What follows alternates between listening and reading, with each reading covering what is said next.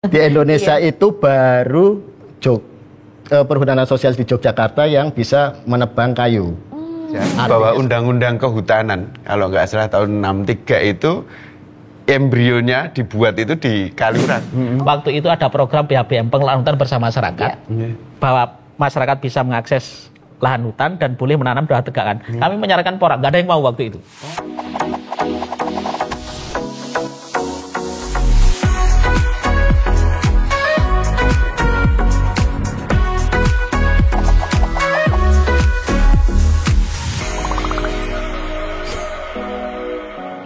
Halo pemirsa, senang sekali saya Indria Sastrotomo bisa kembali menjumpai Anda tentu saja dalam program yang sangat istimewa yaitu Podcast Bestari, dan ini adalah persembahan dari Dinas Lingkungan Hidup dan Kehutanan Daerah Istimewa Yogyakarta. Di podcast kali ini kita akan membahas satu hal, tema yang sangat menarik, yaitu tantangan membangun perhutanan sosial di Daerah Istimewa Yogyakarta. Pastinya ini challenge-nya banyak sekali ya, tantangan-tantangan yang kita hadapi di masyarakat seperti apa. Kita akan membahas bersama ketiga narasumber yang sangat luar biasa yang telah hadir bersama saya di sini. Saya akan langsung menyapa beliau-beliau, bapak-bapak semuanya hari ini. Yang pertama ada Bapak Dr. Danang Wahyu Broto SEMSI. Beliau adalah anggota Komisi B DPRD Daerah Istimewa Yogyakarta.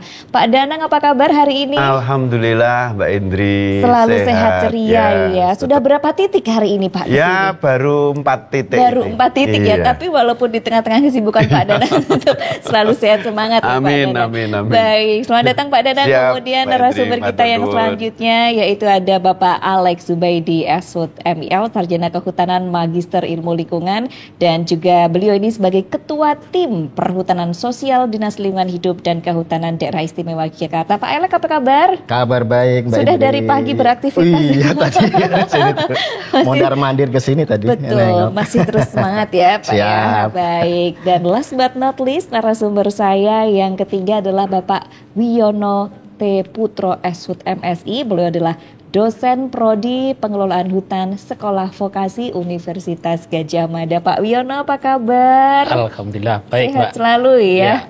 Baik, ini kalau kita berbicara tentang hutan memang sangat kompleks sekali, mengingat memang di daerah istimewa Yogyakarta sendiri luas hutan kurang lebih 95.000 hektar. Betul ya Pak Alex ya? Kurang lebih ya.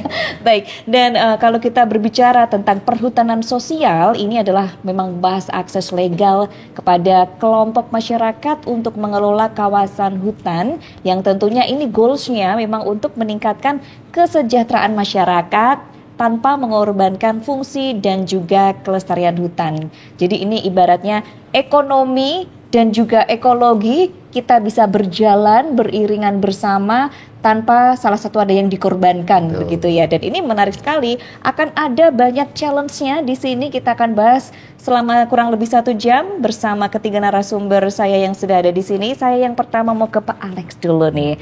Pak Alex, ini memang menarik sekali ya kalau kita membahas tentang bagaimana ini perhutanan sosial di daerah istimewa Yogyakarta. Kita pengen tahu update terkini dulu Pak ya. Ini terkait dengan kondisi kehutanan di perhutanan sosial di daerah istimewa Yogyakarta sendiri ini saat ini bagaimana Pak Alex? Ya, Mbak Indri, terima kasih.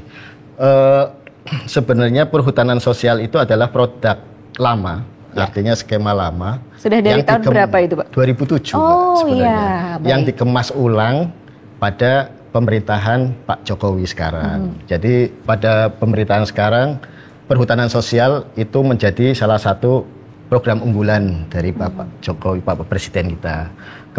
Padahal di DIY sendiri seperti tadi yang diutarakan Mbak Indri, bahwa perhutanan sosial adalah pemberian akses legal kepada kelompok masyarakat untuk mengelola kawasan hutan. Itu sebenarnya sudah dipraktekkan dari tahun 2007. Jadi pada waktu itu mungkin dengan perundangan yang lain, skema yang berbeda, yaitu dinamakan adalah hutan kemasyarakatan dan hutan tanaman rakyat. Itu HTR dan HKM biasanya disebut kita. Itu sudah dari tahun 2007. Sejarahnya itu memang pada waktu itu ini cerita simbah-simbah. Iya, kita kan simbah-simbah di kantor kita. Harus tahu sejarahnya dulu ya. Ternyata dari 2007 mungkin Mbak Indri belum lahir ya? Sudah. Oh, sudah. Udah ya ini Pak Alex ya. Nah, 2007 itu saya sampai kantor saya diceritain nih Mas Wiono. Jadi dulu itu memang masyarakat sebenarnya udah masuk ke kawasan hutan untuk mengelola sebagai pesanggem. Artinya mereka ada tanaman hutan di situ, di bawahnya mereka kelola sebagai lahan pertanian. Tapi kan waktu itu skemanya mungkin masih secara kerjasama atau apa segala macam. Kemudian ketika ada program tersebut, sekalian aja yuk kelompok-kelompok masyarakat itu dibina untuk mengelola full, diberi izin full. Jadi ketika diberi izin full itu berbedanya, kalau yang dulu itu mereka mengelola lahan itu hanya diambil bawah tegakannya, kalau diizin full itu bisa mengambil kayunya. Jadi kayunya itu bisa mereka tebang, tapi harus mereka tanamin lagi, dan semua hasil produk semua yang ada di lahan tersebut itu bisa mereka kelola dengan secara lestari, dengan tujuan artinya tujuan untuk jadi ngeblank dengan tujuan untuk meningkatkan kesejahteraan bagi mereka sendiri. Gitu. Dari tahun 2007 itu sudah ada berjalan hingga sekarang, tapi kemudian pada era sekarang dinamakan dari berapa konsep skema yang ada itu, intinya yang ada kesamaan memberikan akses legal ke masyarakat, dinamakan perhutanan sosial. Perhutanan sosial. Tapi tadi dari 2007 Pak Alex menjelaskan ada hutan kemasyarakatan sama ada satu lagi HTR, tuh bedanya apa tuh Pak? Kalau hutan kemasyarakatan itu sebenarnya beda direktorat yang membentuk. Oh iya baik. Dan tujuannya, kalau HTR itu mungkin semacam diproyeksikan untuk memproduksi kayu. Tapi kalau HKM bisa bermacam-macam. Jadi beda direktorat yang membuat sebenarnya. Kalau sekarang semua akses legal tersebut jadikan satu, jadi skema perhutanan sosial. Oh, jadi itu kalau perhutanan sosial itu masyarakat diberikan wewenang untuk seperti tadi contohnya menebang kayu itu ada di daerah mana itu Pak? Nah, itu salah satu keberhasilan kita yang sekarang. Jadi di Indonesia ya, nggak mungkin lagi sih sebenarnya. Di Indonesia itu baru perhutanan sosial di Yogyakarta yang bisa menebang kayu. Artinya sebenarnya satu-satunya daerah ini di seluruh Indonesia. Ini Pak Wiono sudah mengiyakan ini ya. Pak. Benar Pak. Iya. Nah, sampai saat ini iya Pak. Jadi kita banyak mendapatkan kunjungan dari perhutanan sosial dari daerah lain untuk belajar cara menebang kayu. Karena menebang kayu di kawasan hutan itu sangat rumit aturannya, prosedurnya. Jadi banyak sekali peraturan perundangan, banyak para pihak yang harus kita izin segala macam. Dan itu kita berhasil membina masyarakat untuk melakukan itu dengan ada PBB, ada pembayaran pajak dan segala macam, mereka bisa menunaikan dengan baik. Wah, ini saya tertarik. Nanti untuk tanya-tanya lebih jauh ke Pak Alex, Pak Wiono, Pak Danang, kok bisa boleh menebang kayu itu gimana caranya ya? Nanti kita akan bahas bersama ya. Ini menarik sekali karena kalau menurut saya sebagai orang awam begitu ya, kalau nebang kayu di hutan tuh haram gitu, ternyata boleh untuk masyarakat ya. Tapi ada syarat-syarat khusus gitu ya. Pak Danang udah, Mbak syarat-syarat, oke baik begitu ya. Tambahan lagi apa nih Pak Danang? Jadi perhutanan sosial di Jogja itu ada di 2 status kawasan hutan. Iya, apa yang pertama adalah produksi, di hutan produksi, yang kedua adalah di hutan lindung. Iya. Nah, yang tadi menebang itu bolehnya di mana tuh Pak? Di hutan produksi. Oh, kalau di hutan lindung mereka hanya diperbolehkan memanfaatkan lahan di bawahnya. Baik, jadi kita perlu menggarisbawahi ini boleh menebang ini kalau di hutan produksi. Kalau di hutan lindung ini tidak boleh. Sudah ada payung hukumnya, sudah ada aturan-aturannya di mana masyarakat yang tinggal di sekitar hutan tidak boleh melakukan penebangan di hutan lindung begitu ya. Wah, ini baru sedikit saja, ini introduction sudah sangat menarik ya. Baik, saya mau ke Pak Danang terlebih dahulu. Pak Danang sendiri sebagai legislator melihat bahwasannya kondisi hutan di daerah istimewa Yogyakarta ini sepertinya juga prospeknya juga sangat bagus sekali begitu ya. Nah, melihat kehidupan masyarakat di daerah istimewa Yogyakarta yang saat ini berada di sekitar hutan ini bagaimana Pak menurut Pak Danang dari segi legislator? Pertama tentu saja saya sedikit cerita aja bahwa Undang-Undang Kehutanan kalau nggak salah tahun 63 itu embrionya dibuat itu di Kaliurang. Oh, jadi embrionya makanya kita punya wisma di Kaliurang yang kita itu kan tempat kita bikin undang-undang kehutanan NKRI itu. Wow, tahun 63. Ya, kurang lebihnya itu. Kemudian kami di DPRD DIY kalau tidak salah Perda nomor 7 tahun 2016. Kami juga menginisiasi untuk lahirnya perda terkait penyelenggaraan kehutanan. Ini sebenarnya memperkuat dari Undang-Undang 2007 tadi, bahwa sebenarnya masyarakat kita ini dengan kondisi hutan kita ini tidak terlalu luas dibandingkan daerah lain, kecil banget. Cuman 92.000 tapi justru menjadikan sering kunjungan kerja teman-teman itu untuk mencontoh, karena memang kita kelola dengan baik.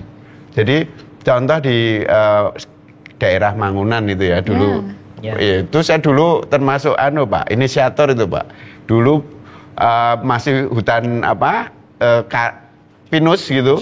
Pemanfaatan hutan lindung ya di sana. Dari Pak Kepala Dinas itu melaporkan ke Dewan, ini pinusnya sudah tua-tua, mau diapain ini? Direboisasi, ditebang direboisasi atau diapakan ini? Maka muncullah kemudian kita atur dalam perda itu untuk kerjasama.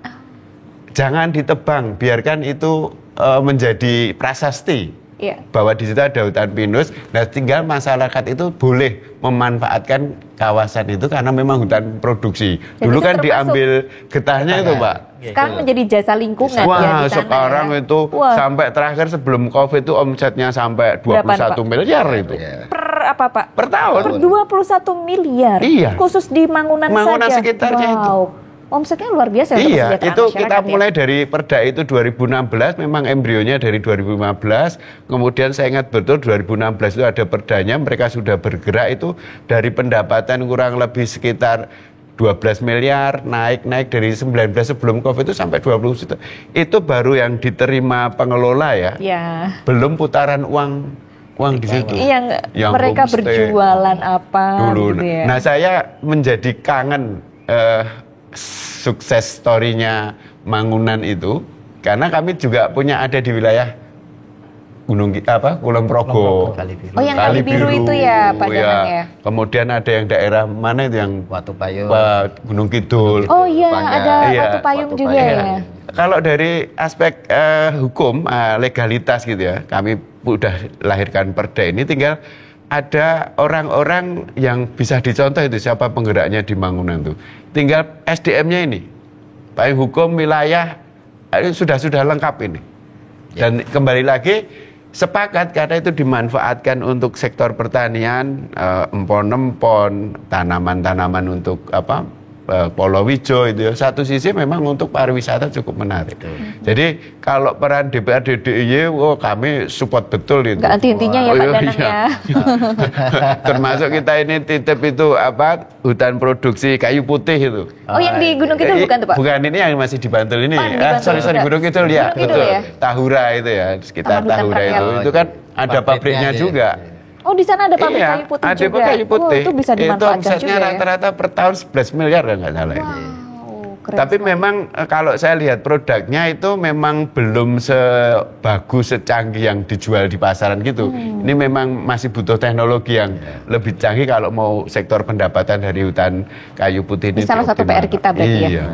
Dan itu melibatkan masyarakat sekitar untuk ngambilnya, untuk produksinya. Kayaknya di sana juga ada yang madu dari minyak kayu putih di hutan kayu putih itu juga ada kayaknya ya. Bahkan rencana akan ada untuk spa yang memanfaatkan limbah. Keren banget. Untuk memanfaatkan limbah kayu putih dan pemandangannya juga bagus. Wah, itu kalau saya ngebayangin di sana kan view-nya bagus ya. Terus kayak spa yang setengah terbuka gitu ya, Mbak. Betul. Tapi yang Pak, yang keren gitu spanya yang kayak. Tapi yang jelas itu udah ada payung hukumnya perda. Boleh ya. boleh. Wah, untuk ini kerjasama. kita sebetulnya sudah tidak sabar untuk menantikan berbagai inovasi. Iya, ya. Baik, saya mau ke Pak Wiono terlebih dahulu. Pak Wiono, selaku akademisi sendiri, sebenarnya konsep perhutanan sosial itu seperti apa, Pak? Oh, oke. Ini dongeng dulu berarti. Dongeng dulu. Pokoknya sesi awal ini kita gunakan Ini. untuk mendongeng dulu. Tadi berawal dari embrio juga ya. Undang-undang. Jadi Monggo, Pak. benar tadi disampaikan oleh Pak Alek bahwa sebenarnya program perhutanan sosial ini bukan sama sekali baru. Sebenarnya kita itu menginisiasi program ini sejak tahun 78. Oh. Jadi tahun 78 itu di 78 Indonesia. ya. 78 itu di Jakarta itu ada namanya Kongres Kehutanan Sedunia ke-8 dengan tema Forest for People, hutan untuk rakyat. Nah, itu embrionya sebenarnya dari situ. Kemudian konsep ini untuk menjadi kebijakan perjalanannya panjang sekali. Betul. Awalnya diadopsi oleh Perhutani dengan tumpang sari dan pembinaan masyarakat desa hutan pelan-pelan terus. Ini pemerintah belum ada peraturan khusus. Baru tahun 95 tentang HKM itu ada keputusan Menteri Kehutanan waktu itu. Dan pilot projectnya juga di Jogja. Di Jogja Hutan juga. kemasyarakatan tahun 95. Tapi modelnya masih belum seperti sekarang. Masyarakat hanya dibolehkan ya ikut memanfaatkan di bawahnya selama 3 tahun ya 2-3 tahun, kemudian kalau sudah ternaungi tidak boleh lagi. Nah, baru tahun 2007 itulah masyarakat diberikan akses penuh memang, Mbak, Iya. untuk mengelola betul, tapi bukan perorangan. Baik. Tapi Kelompok ya. kelompok. Ya. Nah, tahun Basisnya. 2007 itulah titik balik program perhutanan sosial ini. Dan penyerahannya waktu itu izinnya Pak Yusuf Kala Wow. di Gunung Kidul, ya. Jadi SK itu se-Indonesia diserahkan di sini. Waktu itu yang diserahkan waktu itu adalah untuk di Provinsi Jogja, Gunung Kidul dan Kulon Progo. Di Gunung Kidul ada 35 kelompok, di Kulon Progo ada 7 kelompok. Kemudian perwakilan dari Lombok dan Lampung. Jadi 2007 berjalan terus, masyarakat bergerak, pengennya ya tadi janjinya kan boleh menebang, tapi birokrasi untuk bisa menebang itu Tidak mudah. ya Perjuangan tidak juga mudah. ya. butuh ya. perjuangan, Mbak. Perjuangan. Karena pertama ya banyak peraturan yang belum support bahwa masyarakat boleh seperti aja dengan tadi. Kemudian yang kedua, skill masyarakat belum support juga. Betul. Kemudian ya banyak yang menghambat di situ, tapi dengan kerjasama berbagai pihak, dukungan dari pemerintah, dari NGO, dari akademisi, berjalan terus 2007 sampai baru bisa nebang betul tahun 2019. Oh, jadi belum lama ini ya? Belum berarti lama, ya, 2019. 5 tahun ini ya. Ya, 2019 bisa nebang dan masyarakat juga membayar PNBP. Ini yang paling penting. Pajak Jadi gitu ya. pajak PNBP-nya dibayar. Kemudian ketika ada keuntungan di situ juga bayar PPH dan kelompok ya. Nah, ini jadi masyarakat ini juga berkontribusi kepada. Artinya pemanfaatan lahan hutan kita itu tuh, Pak. Iya, betul. Iya, Pak. Ini Oke. proses pemanfaatannya. Proses itu ya. pemanfaatannya. Karena nggak mungkin pemerintah yang nandur, dia yang nebang kan nggak mungkin. tuh. Iya, baik. Iya. Ini prosesnya seperti apa Pak Wiono jika ini kan harus yang hutan produksi ya, pemanfaatan hutannya ini, izinnya ini prosesnya dari awal sampai akhir ini bagaimana, apa yang harus dilakukan oleh kelompok masyarakat tersebut, Iya. kemudian salah satunya tadi pajak dan apalagi Pak detailnya gitu yang harus dilakukan oleh masyarakat. Oh ya, untuk bisa mendapatkan Akses izin ini, yang pertama satu prinsipnya tadi bukan izin ke person, Tapi tapi kelompok. Kelompok. Tani bisa, koperasi bisa, atau desa bahkan. Ya, Desa hutan juga desa bisa, itu ya. desa. Nah, atau di tempat lain itu ada perusahaan kecil, perusahaan apa namanya, untuk Perusahaan HTR proper. terutama untuk konsep HTR. Tapi intinya bukan persen. Kemudian akses ini bukan hak milik. Itu yang kedua. bukan hak milik. Bukan hak milik, tapi hak pemanfaatan. Baik. Jadi memanfaatkan saja, tapi miliknya milik negara. Milik negara. Oke, kemudian mereka juga karena ini kelompok harus diatur ya semacam anggaran dasar, anggaran rumah tangga untuk supaya di dalam ini bisa sama-sama enak, Ya. sama-sama tahu hak dan kewajiban dan lain sebagainya. Dan mereka juga terikat dengan aturan yang lain, seperti kalau memanfaatkan kayu harus ada perencanaannya dulu. Oh, baik. Jadi lahannya dipetakan, jadi Ya. dipetakan dulu, batas-batasnya jelas. Kemudian batas antar penggarapan lahan antar petani juga jelas dipetakan semua. Kemudian nyusun rencana 10 tahunan RPK. Jadi setiap kelompok itu setiap tahun bikin rencana, Pak, gitu ya, bikin rencana. Dan setiap tahun juga bikin rencana tahunan RKT. Udah mirip perusahaan PBK ini ya. Iya. Dan harus disahkan oleh dinas, kepala dinas. Iya. Nah, mereka tentu saja kalau masyarakat petani yang apalagi di pinggir hutan nggak mampu secara mandiri bikin seperti ini. Oleh karena itu peran penyuluh dari dinas, penyuluh dari NGO macam-macam, berarti kerja bareng ini, kolaborasi, nggak bisa sendiri. Saya ngebayangin aja sendiri, wah ternyata prosesnya nggak simple begitu ya. Banyak proses yang perlu dilalui untuk bagaimana kita bisa pemanfaatan hutan ini begitu ya. Termasuk ketika nebang tadi, Mbak. Skillnya karena kan itu kan misalnya pohonnya usianya udah berapa ratus tahun. Betul, itu harus direncanakan. Itu, ada namanya kita pengaturan hasil hutan. Jadi ini luasnya katakanlah 21 hektar. Harus dibagi, ini kira-kira setiap tahun biar bisa nebang itu berapa hektar per tahun tebangnya. Jadi tidak tebang semuanya. Boleh nyicil dulu. Iya, dibikin blok-blok gitu. Blok-blok, kemudian berapa pohon yang boleh diinvent dulu. Harus ada datanya, Mbak, sebelum ditebang ini berapa pohon. Ya, kemudian setelah ditebang dicatat lagi, bener nggak ya 20 misalkan 20 pohon gitu. Dilaporkan ke kementerian. Tanggung jawab reboisasinya siapa itu, Pak? Kelompok. Jadi pengadaan tanaman yang baru. Tanaman baru kelompok. Tapi BPDAS biasanya menyediakan. Nah, bisa kalau misalkan masyarakat mau ngambil dari BPDAS, bisa ngambil gratis juga. Tapi kalau pengen bibit yang bagus, kadang mereka beli sendiri untuk tanam. Gitu. Karena kan ada di sekitar mereka kewajiban kelompok untuk menanami lagi, menjaga. Betul, macam-macam ya. Kayaknya Pak mau menambahkan dari tadi, silakan Pak Alex. Artinya menyambung tadi yang tentang izin dari pengelolaan atau perhutanan sosial. Kebijakan dinas kami, Pak, untuk sampai saat ini tidak akan menambah izin baru. Sampai saat ini ya? Sampai saat ini. Jadi kita kunci di 45 izin kelompok dan sekitar 1.600 hektar ya. Nah, 45 itu dikarenakan kenapa kami tidak akan menambah izin. Yang pertama adalah itu sudah memakan kawasannya adalah 10% dari kawasan yang hutan negara yang dikelola oleh KPH.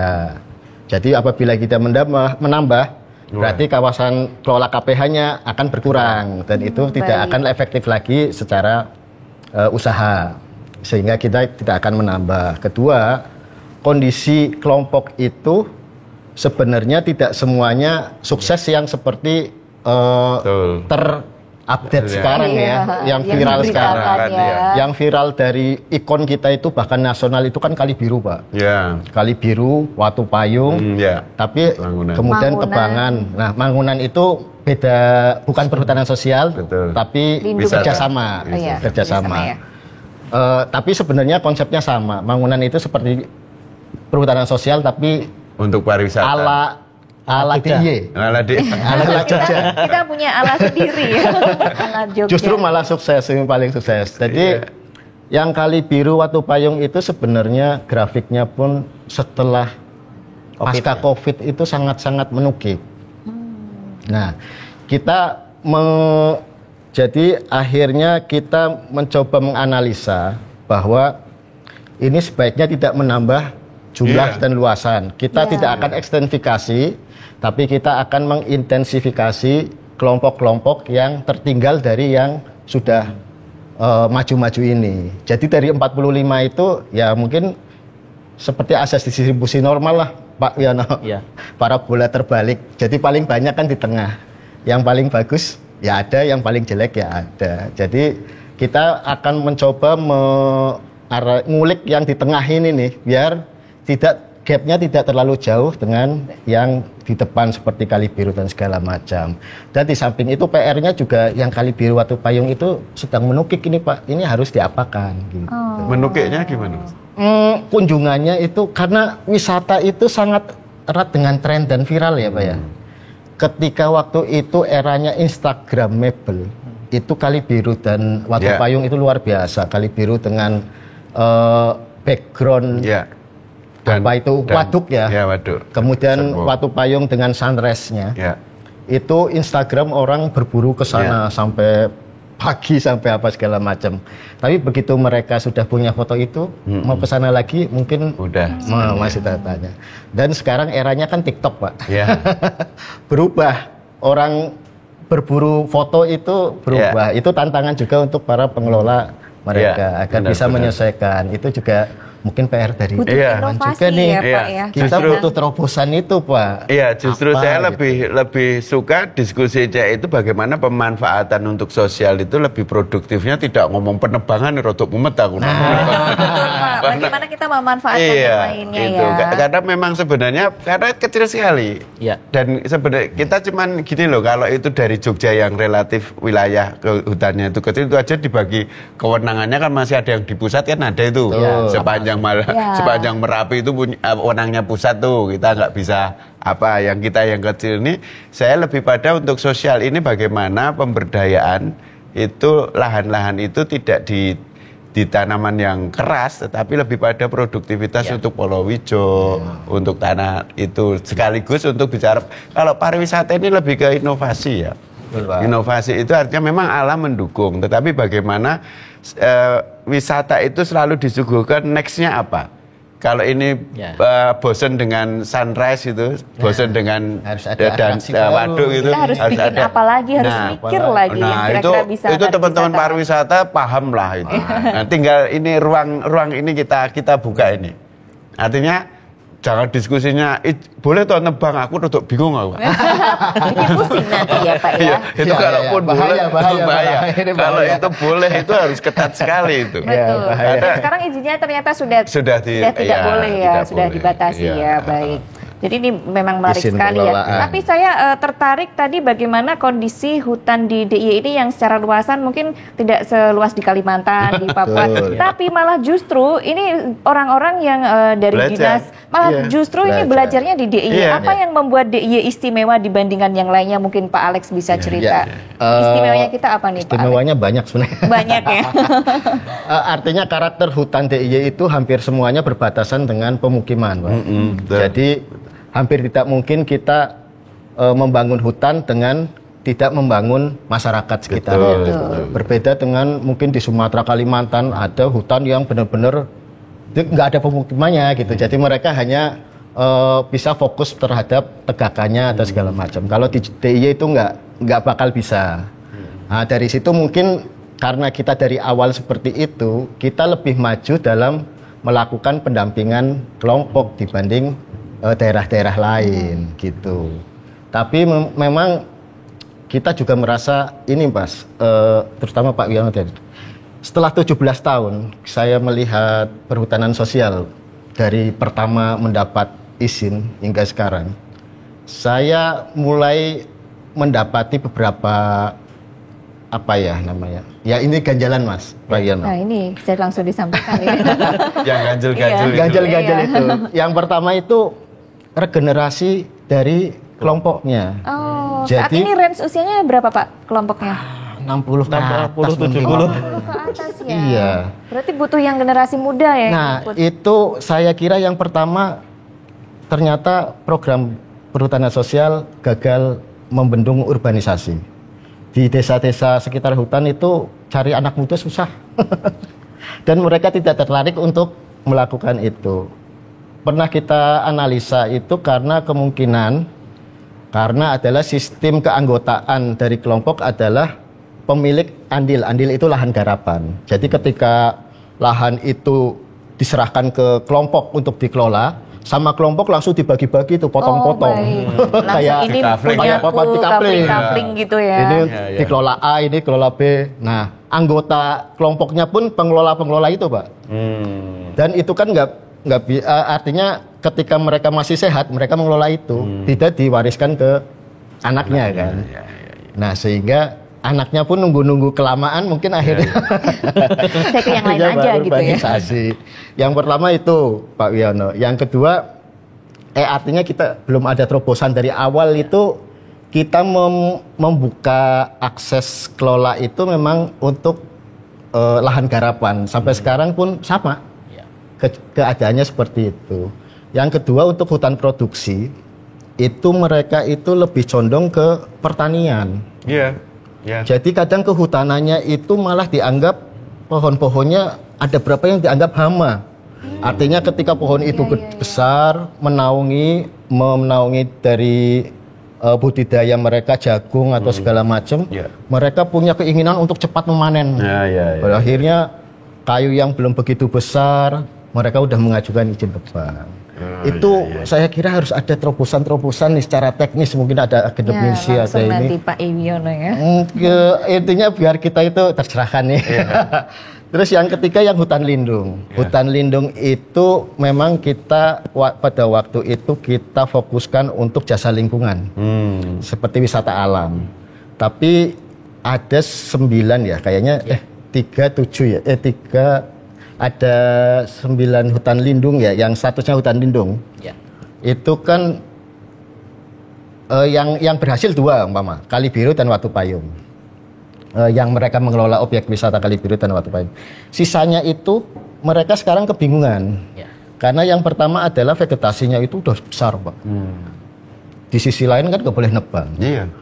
Di bawah mereka sudah membudidayakan apapun selalu gagal. Karena pertama mataharinya menaungi, kedua akar di bawah itu kompetisinya udah sangat-sangat ketat dengan tanaman yang besar-besar itu.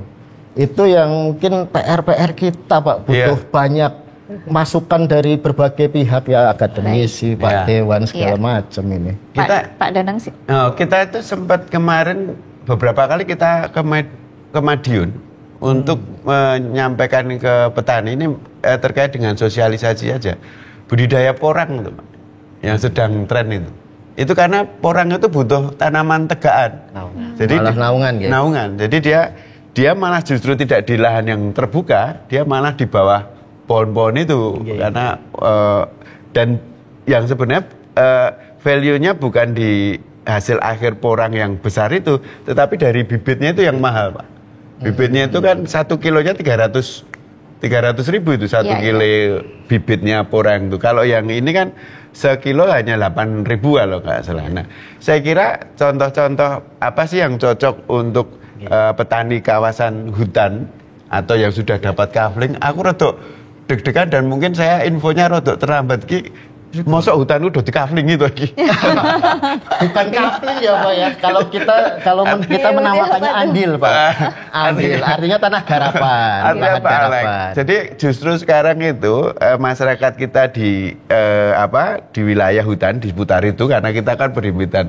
Itu bagaimana kita berdayakan untuk benar-benar ini melestarikan itu, apakah itu hutan produksi, tapi juga sekaligus dia dapat income dari saya sering sekali memberi contoh itu yang namanya empon-empon itu, kunir, jahe, macam-macam pon-pon itu saya kira kelasnya sudah ekspor. Kita kangen kawasan-kawasan hutan lindung, kawasan hutan produksi itu bisa menjadi produksi empon-empon itu menjadi ekspor itu, Pak.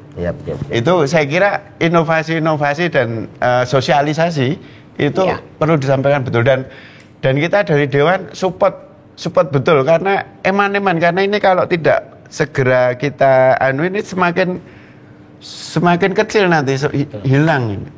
Sementara kita punya sejarah panjang ini tentang kehutanan ini. Betul.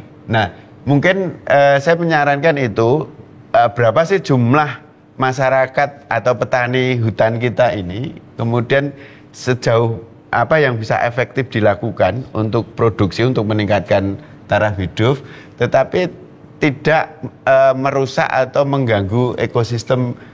Kecuali memang betul-betul dinas atau punya, ini hutan produksi Pak Danang, ini produksi apa biasanya? Kan biasanya cuma pada diambil kayunya. Iya.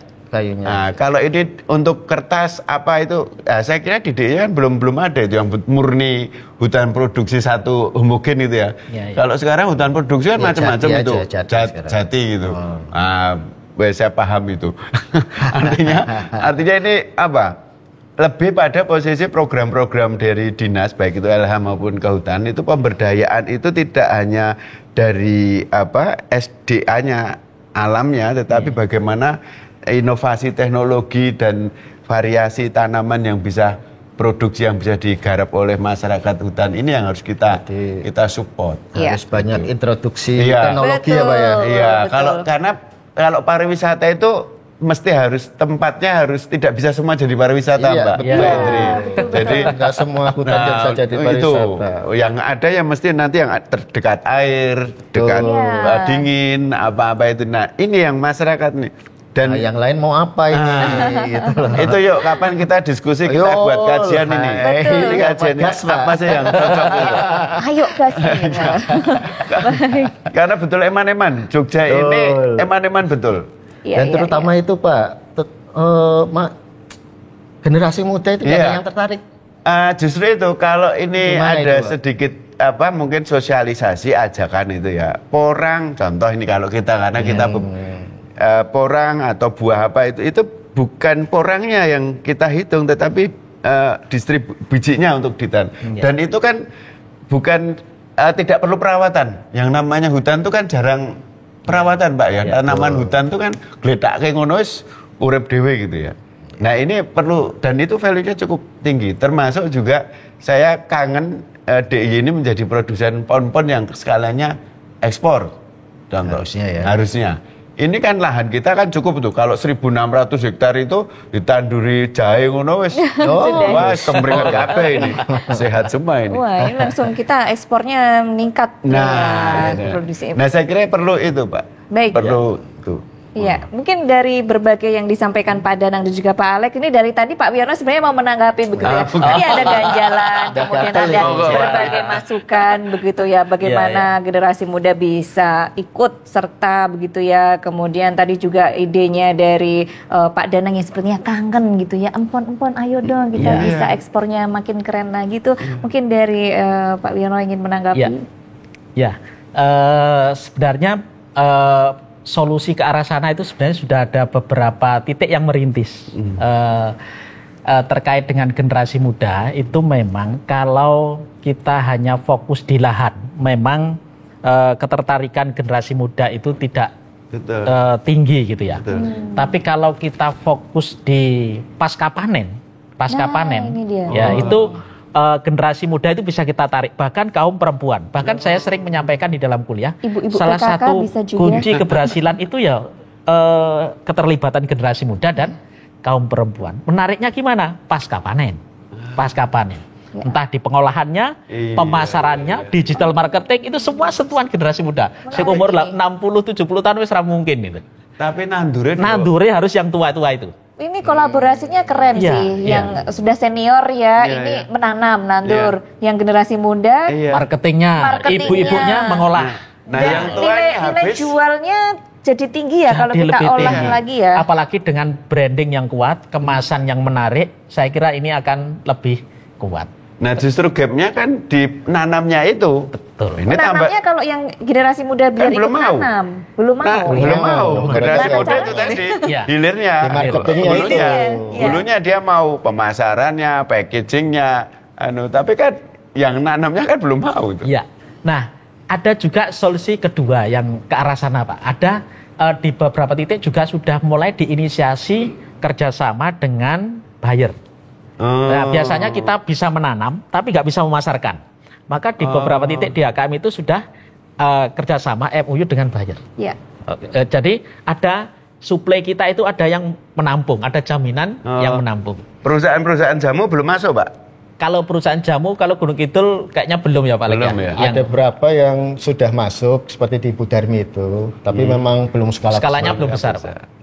Karena herbal ini kan menarik, Pak, ke depannya. Kalau kita kimiawi, kita bicara kimiawi itu kan sudah nggak menarik ya. Tapi kalau Betul. Market dari herbal sendiri cukup tinggi di Indonesia, bahkan untuk diekspor sendiri juga tinggi. Apalagi Gunung Kidul dengan kondisi tanah yang kering seperti itu, kandungannya beda. Lebih gimana, istilahnya Pak? rendemennya lebih tinggi. cocoknya apa itu, Pak? Kadarnya lebih tinggi. Kadarnya lebih tinggi karena kadar airnya kan jadi rendah, Pak. Iya kan? Contohnya apa tuh Pak misalnya? Ya entah contoh untuk kayu putih Kayu misalkan. putihnya kayu putih, lebih kualitasnya lebih oke ya? Sineolnya itu kandungan sineolnya itu jauh lebih tinggi dibandingkan misalkan ditanam di daerah Kaliurang. dingin, Kaliurang, Temanggung. Beda. Jadi kelebihan tanah kering itu biasanya istilah kami itu rendemennya ya, rendemen minyaknya jadi lebih. kandungan minyaknya atau kandungan obatnya itu biasanya Kalau lebih. jahe pun jadi lebih pedes, Pak.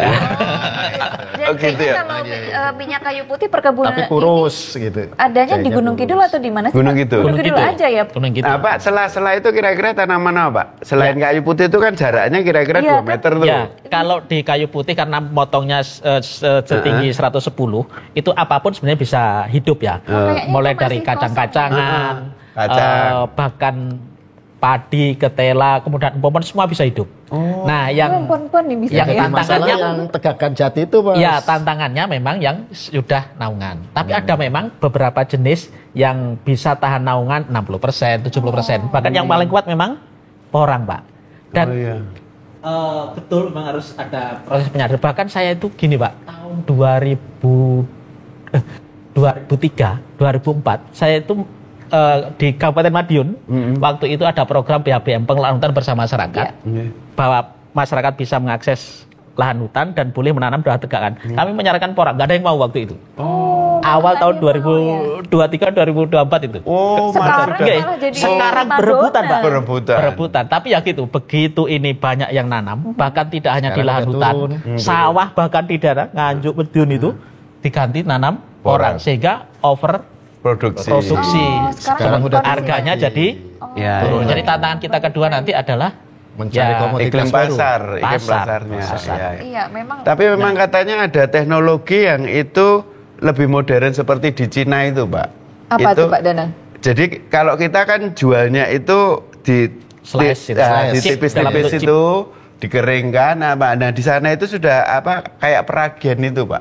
Jadi memang tahan porangnya sendiri itu tahan lama waktu diolah. Ya. Nah, bahannya yang untuk apa pengganti nasi itu juga Nah, pengganti nasi bisa diabetes nih, Pak. Nah, Ya, itu Pak. bisa lama. betul. Saya kira memang apakah nanti PR-nya pusat atau daerah itu bagaimana teknologi itu ya up to date, Pak. Kalau Itu balik lagi introduction teknologi. Iya. Iya. Balik lagi dari Mungkin yang tadi. ada penyuluhan khusus dari dinas mungkin Pak terkait dengan teknologi ini atau program-program dari dinas Nah. ya karena IT kan. Iya. Ya. IT. Nah, ini kalau khusus porang ini dinas ini masih ketinggalan. Oh, Mbak baik Indri. baik. Mungkin bisa Belum fokus ini. masih gagal. Tapi maksud saya nanti justru harapan saya itu salah satu contoh. Nah, apakah komoditas lain, contoh jahe merah Ya. atau apa yang menurut saya cocok rendemennya apa, Pak? Ya, Rendemennya, ya. tanahnya, kemudian hasilnya. Nah, saya kira itu yang menurut saya nanti kalau kelihatan hasilnya, saya kira trennya yang muda-muda petani milenial itu mesti akan ngikuti. Jadi tergiur begitu ya. Wah, Tapi ternyata kalau keren. masih ngelihat bapaknya itu compang-camping, duitnya nggak ada, ya ngapain gitu loh, ngandur gitu ya. Tapi kalau ini loh prosesnya jahe merah, ini prosesnya ampon-ampon, ini porang, ada ketertarikan kapitalnya lebih kuat itu ya, value-nya lebih tinggi. Saya kira generasi muda ya ngono kuwi masanya itu. Ya. Kalau Ya. suruh rekoso ya ora gelem ya. Nah, Pak, kami juga dari Sekolah Vokasi itu menginisiasi meskipun ini masih berbasis kayu, tapi kayu yang ada manfaat ekologi dalam arti penebangannya secara kopis dalam arti nebang di atas untuk yang pembuatan pellet, wood pellet. Oh, Wood pellet, oke. jadi kayu kayu apa ya, Pak? kayu energi. Sekarang kan lagi rame ya. Iya. Wood pellet ini kita kaliandra, terutama di Kulon Progo itu kita tebang, kemudian kita chip dan kita olah, kemudian menjadi pellet untuk bahan bakar. Dan juga bisa untuk pet litter, untuk apa namanya?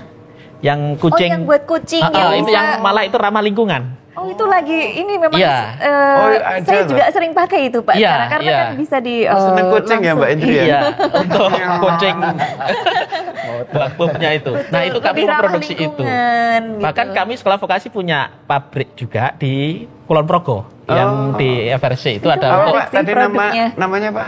wood pellet. Pellet. Wood pellet. Wood wood pellet pellet. dan Berarti litter cat. dari apa? Kayu apa, Pak? Kayu ini yang energinya besar itu yang pertama kaliandra. Itu ada di daerah mana, Pak? Kalau Kulon di- Progo ini kan. Kulon Progo ya. Itu kaliandra itu kan bagus untuk konservasi tanah yang mudah longsor di Kulon Progo itu. Ketika iya, iya, ditebang akarnya masih ada, kemudian cuma dipotong atasnya, Oh, Bisa daunnya tumbuh untuk lagi. ramban, untuk ramban Kambing. pakan kambing, sapi, kemudian ranting-rantingnya itu itulah yang digiling. Nah, itu lahannya di penduduk atau di tanah kita, Pak? Itu masih di penduduk sementara. Itu udah. Pak Alek, Bisa itu ya. diadopsi ya. Itu loh, masih contoh variasi itu. Dan saya tuh kadang mikir, Pak, di hutan kita kenapa sih nggak ditanami garu atau kayu manis yang homogen, yang nilainya tinggi itu. Saya kadang, loh ini kan jane orang ming jati kan iso. Ya. Ini nggak tahu ya nanti. Tidak bisa Pak ternyata. Jadi nggak bisa jenis tanahnya. Jenisannya atau gimana Pak Alek nih? Apa masalah jadi itu? gini, Di Jakarta wilayah masalah. kawasan hutan itu hampir rata-rata tekstur tanahnya adalah tanah apa ya, miskin ya Mas ya. Kurang Berarti unsur. artinya Iya. nggak sesubur ketika kita ke Kaliurang, ke lahan Merapi gitu Pak. Jadi kalau di Gunung Kidul itu kan memang dari sejarahnya itu mereka itu kan hanya lipatan bawah laut yang ke atas, artinya karang-karang itu gitu. Artinya di sana itu yang pertama adalah lapisan tanahnya tipis, kedua unsur haranya kurang, segala Sampai macam. watune ya. Ya, jadi akhirnya kedua nggak ada air susah Pak. Curah hujan di sana itu sangat sedikit dan tidak ada irigasi. Seperti itu. Itu kajian ulang lah. Wah, jadi artinya tidak semua jenis Tetep ya. Enggak, saya bayangin jenis yang pohon itu diceritain bisa. Pak Alek ini tahun 70-an itu. Karena- Sekarang kayaknya udah hijau-hijau itu loh Pak Alek. Karena di Gunung Kidul kan Tapi sama. 50% sendiri ya luasannya ya. Jadi jenis-jenis yang bisa tanam itu jati sih mayoritas yang bisa kuat dengan kondisi tersebut. Sengon pun tumbuh tapi tidak akan Tidak optimal ya. optimal. Jati dan cepat minyak besar. kayu putih tadi ya. Nah, minyak kayu putih tadi. Jadi ya maksudnya dua jenis itu yang benar-benar cocok di kondisi seperti itu. Iya. Gitu nih Pak Danang ya. Perlu kajian itu lagi. lebih kendala lagi nih, tantangan lagi. Kendalanya. Padahal kita pengen ini, pengen itu, tapi ternyata iya. kendalanya ada Ada itu kendala ya. betul. Bisa mungkin ada solusi nanti teknologi apa gitu bisa bikin Iya. tanahnya. Mumpung Pak Wiono Mumpung ini ada Pak dari Wiono ya, Pak. dari Kenapa UGM ada? nih. Pak Wiono dari tadi mikir lagi ya biar Gunung Jadi Kidul memang ini kalau ya.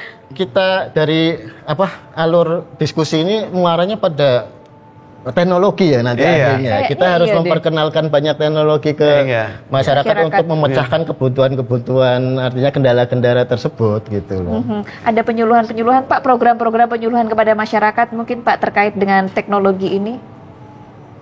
Pak Wiono. Oke. Pak Wiono. Oke, kalau dari perguruan tinggi memang ada. Kami itu secara rutin ada satu program pengabdian masyarakat. Semua dosen wajib melakukan itu. Di antaranya kebetulan memang kalau sekolah vokasi lagi fokus di Kulon Progo. Beberapa tahun ini fokus dari di arahan Kulon dari Progo. Pak Dekan itu pokoknya Kulon Progo karena kita ada kampus di sana. Oh, Jadi iya, sekitar iya, Kulon iya. Progo. Tapi kita tidak juga kita juga ke Gunung Kidul. Saya juga sering membantu dinas untuk penyuluhan bareng-bareng. Bahkan mahasiswa kami juga sering kami terjunkan untuk membantu kelompok-kelompok tadi, Oh, iya. kelompok-kelompok Makasih sekali itu, Mas. kelompok-kelompok AKM Sering untuk kolaborasi kita. macam-macam ya. Ketemu generasi muda seneng ya Pak ya. Ya, senang anak-anak itu. Kemudian juga yang tidak kalah penting adalah peran dari teman-teman NGO sebenarnya Mbak. Oke. NGO itu kan Ya. mereka punya funding sendiri gitu Ya, ya. ya. Kemudian mereka punya style sendiri gitu ya. Sebenarnya muaranya sama. Ya. Emang gayanya mungkin agak berbeda dengan gayanya Pak Alek gitu ya. Dan mereka Iya, sekarang iya. sudah mulai bergeser ya. Kalau dulu kan lebih banyak advokasi, Sekarang? memperjuangkan hak gitu ya. Kalau sekarang malah lebih ke Usaha, tadi ya. marketing, usaha, memperkuat usaha, Oh, bahkan baik. mengajak buyer. Itu Jadi, Keren buyer. itu Pak, Jadi biar lebih semangat lagi. kerjasamanya dengan koperasi, kemudian tadi kita kerjasama untuk berapa, bahkan di Gunung Kidul juga yang untuk wood pellet itu sudah mulai ada investor yang mau masuk gitu ya. Nanti Keren. kerjasama, kalau nggak salah kalau di sana gamal ya, nanam mungkin gamal sama Indigo Vera, Pak. Indigo Vera juga Indigo ya. Vera, Nah, Indigo Vera. jadi kuncinya sebenarnya ya salah satu kuncinya memang mencari partner buyer ini untuk menyerap gitu ya. Kalau lahan kan udah Oh, ada betul. gitu, lebih Dan cukup. kalau kita sudah ada Tinggal tadi mencari jenis tanaman yang cocok saja Iya. sebenarnya. Sama obat penyakit males itu, Pak. Kayaknya paling susah nih Pak Danang obat penyakit males, apalagi menumbuhkan semangat untuk generasi muda. Betul, Ya, itu generasi itu mudanya PR sangat terbesar susah. kita. Ada lagi Pak Wiono? Ya, kami juga menjadi PR bagi kami juga di kampus ya. Kami juga selalu memompa semangat teman-teman generasi muda melalui aktivitas-aktivitas pendampingan ke masyarakat tadi. Jadi adik kami itu ada bahkan di Gunung Kidul tahun lalu itu magang sampai 4 bulan, Mbak. Lama 4 juga bulan, ya. yang mendampingi kelompok tani HKM. Yeah. Kita terjun nginepnya di Gunung Kidul, bukan KKN. Oh, ini bukan KKN. Ini berarti langsung nginep di rumah masyarakat. Iya, nginep di rumah masyarakat, mendampingi masyarakat. Jadi mendalam sekali ya. Ada kendala apa? Misalkan ya ada terkait pengelolaan wisata, ada yang pengelolaan yang tadi tebangan itu, ya administrasi kan jelimet itu ya. Mahasiswa senang bantu-bantu mereka 4 bulan gitu ya.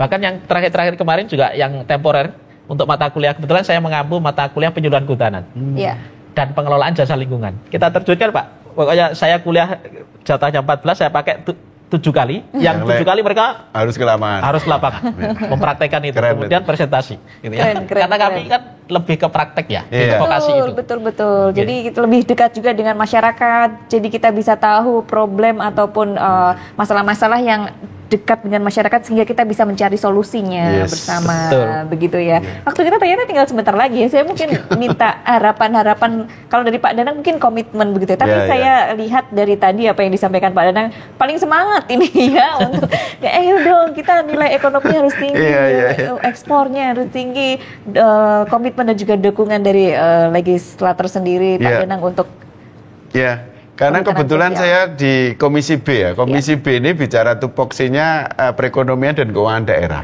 Sehingga dinas-dinas kita ini ya mesti harus ada secara ekonomi itu mampu memberi kontribusi terhadap masyarakat kita. Dan aset, sebenarnya kita kayanya itu memang kayak aset dari lini manapun ya. Sehingga kalau ini bicara kehutanan, lingkungan hidup, itu sebenarnya justru bayangan kami, harapan kami, masyarakat sekitar hutan yang kita miliki itu seharusnya lebih sejahtera dibandingkan wilayah lain. Betul. Nah, ini tantangan dan harapan kita. Karena wis gone sepi, luas gitu kan, nanti kalau itu biar fokus, kasih modal, diajari, nah itu saya kira harusnya logikanya mereka jauh masyarakat yang lebih sejahtera dibandingkan daerah lain karena hasil produksinya selalu bisa ditangkap oleh pasar kalau alam itu Pak. Nah tetapi memang faktanya kan kadang kebalik, pada nyuri kayu, kayu bakar, kemudian masih belum masih jauh dari harapan. Sehingga kalau kami dari Dewan selalu support, yuk dinas, siap. kita bisa apa ini? Butuh perda, butuh penganggaran, butuh apa yang menjadi kewenangan kita support. Iya, pokoknya selalu support ya untuk kesejahteraan masyarakat, apalagi nih khususnya yang memang berdampingan dengan hutan Baik. Kalau dari Pak Alex mungkin ada target khusus ke depan, harapan-harapannya apa nih Pak? Selama ini memang dinas itu melakukan pendampingan ya pada pemegang izin tersebut. Pendampingan kami juga dari berbagai lini, ada petugas lapangan berupa penyuluh, pendamping, dan bahu-membahu dengan para sinder mantri di lapangan. Kemudian kami juga melakukan beberapa pendampingan dan ada bantuan-bantuan alat pada waktu itu dari DAK. Kita ada alat motor, VR, sampai hingga alat pengolahan jahe dan segala macam kita sudah pernah menggelontorkan itu. Dan pada waktu era dulu Kali Biru luar biasa itu sampai nasional itu mungkin tercengang ya dengan hal tersebut, fenomena tersebut. Nah pada saat ini memang kita pada posisi seperti kita butuh nih ada terobosan lain nih. Dulu Kali Biru itu merupakan terobosan kita, Mangunan juga terobosan kita artinya DIY Pimda DIY bersama Dewan. Artinya kita sekarang tantangannya butuh nih lagi nih. Oleh karena itu membangun perhutanan sosial saya kira tidak bisa hanya dari satu pihak. Jadi harus para pihak dari akademisi, dari Dewan, apalagi nanti ada area seperti teknologi itu sudah di luar kami kalau teknologi dan introduksi teknologi segala macam itu tugasnya. Harus ada introduksi dengan yang lain, artinya kita sadar bahwa membangun perhutanan sosial tidak bisa kita sendirian, maka kita ingin merangkul semuanya, seperti itu. Iya, baik. Memang tidak semudah membalikan telapak tangan begitu ya. PR-nya, tantangannya ini tidak kecil, tapi ternyata sangat besar. Kalau kita tadi melihat bagaimana apa yang disampaikan Pak Danang, Pak Alex juga dan Pak Wiono, butuh sinergi dari banyak pihak, begitu ya. Salah satunya Pak Wiono nih. Ini ada masukan-masukan khusus atau mungkin harapan atau mungkin solusi ke depannya kepada masyarakat, begitu ya. Khususnya ini supaya nanti generasi muda bisa sangat tertarik. Saya sebenarnya juga tertarik. Mungkin saya menjadi timnya Pak Wiono habis ini. Silakan, Pak. Mungkin saya akan lebih fokus pada alternatif solusi ya. Ada beberapa. Yang pertama adalah tadi bahwa kita kelembagaan di internal petani sudah oke lah. Sudah bagus ya kelembagaannya sudah bagus dalam arti sudah, kalau dulu gerak individu sekarang sudah gerak kelompok. Kemudian yang tantangan selanjutnya yaitu pemasaran tadi. Pemasaran, pengolahan. Dan ini harus punya partner. Partner. Oleh karena itu peran dari buyer ini menjadi penting. Ini sudah dimulai sebenarnya di Gunung Kidul. Beberapa kelompok HKM itu membentuk semacam holding di dalam koperasi itu, kemudian menarik partner. Karena kalau satu kelompok itu langsung kerjasama tidak visible menurut mereka. Kita butuh luasan tertentu gitu ya. Supaya apa? Suplainya continue, kemudian pembinaan jalan terus dan kualitas juga bisa diandalkan. Oleh karena itu perlu support pendamping, entah pendamping dari penyuluh, kampus atau NGO. Ini yang punya energi kan 3 itu biasanya. Kolaborasi kebetulan di Gunung Kidul ini kita kolaborasinya bagus. Saya dengan Pak Alex dan segalanya. Kebetulan saya dengan Pak Alex satu angkatan kuliah. Pantesan ya dari tadi. Pantesan dari tadi ini bestie banget ya. Nah, kemudian yang kedua adalah sekarang lagi diinisiasi oleh kementerian dan juga dinas itu. Tadi panjenengan mengatakan kita tidak bisa bekerja sendiri, harus melibatkan banyak pihak. Dengan hati pastinya. Nah, itu sudah ditangkap oleh di Kementerian Kehutanan itu dengan menginisiasi namanya Integrated Area Development. Jadi tidak hanya kehutanan, bicara kehutanan tok. Tapi juga ini bisa berdiri tegak kalau ditopang oleh sektor-sektor yang lain. Maka dibuat perencanaan Integrated Area Development. Nah, ini lagi disusun untuk Kabupaten Gunung Kidul sama Kulon Progo. Jadi basisnya kabupaten. Jadi Kali Biru turut keprihatinan semua. Ini sudah salah satunya ya udah kita bikin integrated area development ditopang seperti apa supaya tegak kembali. Atau ada alternatif lain enggak gitu. Gunung Kidul juga demikian supaya tidak basis kayu saja gitu ya. Banyak yang tapi sebenarnya masyarakat lahan kan, akses lahan ini yang jadi apa yang bisa dikembangkan di situ. Kemudian yang terakhir yang menjadi harapan kami itu adalah karbon. Perdagangan karbon, bisnis karbon, meskipun itu juga masih agak jauh ya, tapi ini sudah dimulai.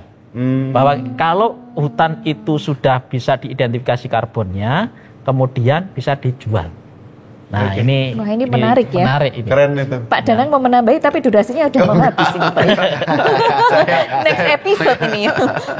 Ini sebenarnya masih banyak banget yang kupas ini. 1 jam Intinya nggak saya cukup support ya. ini. Pokoknya intinya support terus ya komitmennya ya. Baik. Terima kasih banyak Pak Wiono untuk solusinya. Saya mengucapkan terima kasih kepada seluruh narasumber yang ini kita bahasanya kalau diteruskan bisa 2 hari nggak selesai ini ya. Pak Danang, Pak Alex, Pak Wiono, terima kasih banyak. Ini memang luar biasa tanggung jawab kita bersama, kolaborasi, sinergi yang tentunya dari hati untuk semangat tentunya untuk masyarakat semakin sejahtera ya. Dan terima kasih juga pemirsa Anda bersama kami dalam podcast Bestari, tentu saja persembahan dari Dinas Lingkungan Hidup dan Kehutanan Daerah Istimewa Yogyakarta. Kami juga mengucapkan terima kasih untuk Pusat Desain Industri Nasional Yogyakarta dan juga Lovis. Kita ketemu lagi di Bestari episode selanjutnya. Saya Indria Sastratomo, sampai jumpa.